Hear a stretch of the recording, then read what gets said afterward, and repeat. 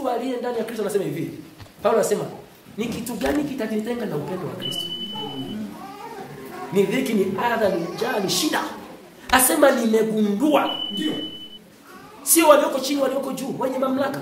Kiumbe kingine chochote hakitaweza kunitenga na upendo wa Mungu ulio katika Yesu Kristo.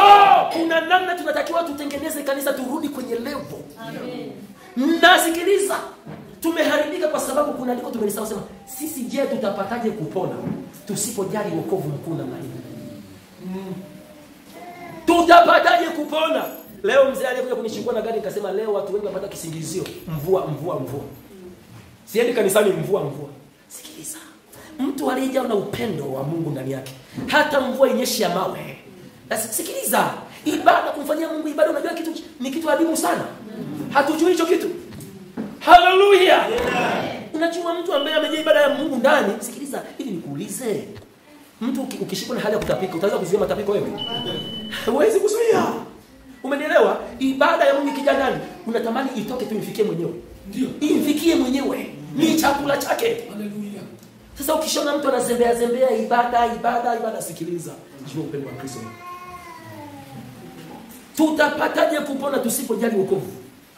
Nataka niwaambie watumishi wa Yesu, kama kuna kitu Mungu anachonilia kwa kanisa la leo ni ibada.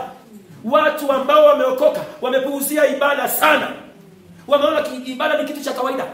Na saa nyingine inatokea mtu anakuja hapa na shida, hana kazi, hana kitu chochote. Mchungaji niombe, mchungaji nikiinuliwa, nitakuwa mwaminifu. Mchungaji akishapata kazi, ukamwambia nikubise.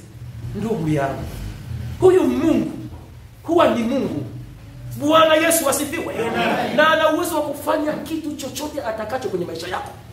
Hakuna aliyejua Yesu. Na maana anaimba, hakuna mwanaume kama Yesu. Haleluya. Hakuna mwanaume kama Yesu. Jamani, tumesahau iwe? Bwana Yesu atusaidie sana. Mkristo ni lazima ujali nini jamani? Ujali ibada. Na ukiona mtu ambaye anajali ibada, huyo ameujali wokovu, ameutunza wokovu. Yuko vizuri. Mungu angeshuka na kipimo chake atupime leo, angalie viwango vya ibada ndani ya watu hapa. Ungejua kabisa huyu ni zero, huyu yuko hivi, angetuonyesha. Ila sisi hatujuagi. Lakini yuko anayejua. Bwana Yesu asifiwe. Ukiwa umeokoka, jitahidi usiwe Mkristo wa Jumapili kwa Jumapili. Inasikitisha sana.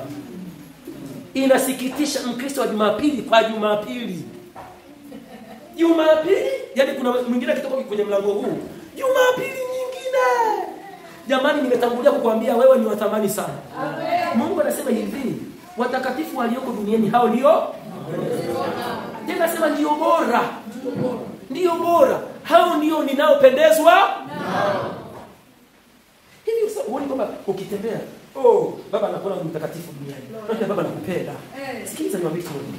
Nikwambie, ndugu yangu, tamani ujai ibada ya Mungu mahali popote ulipo. Hata kazini kwako. Unafanya kazi na baba anakupenda.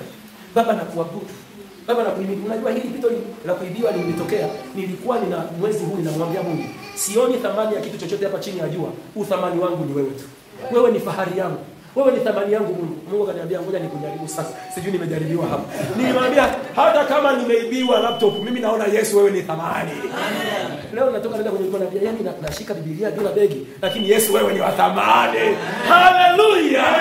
Bwana Yesu asifiwe.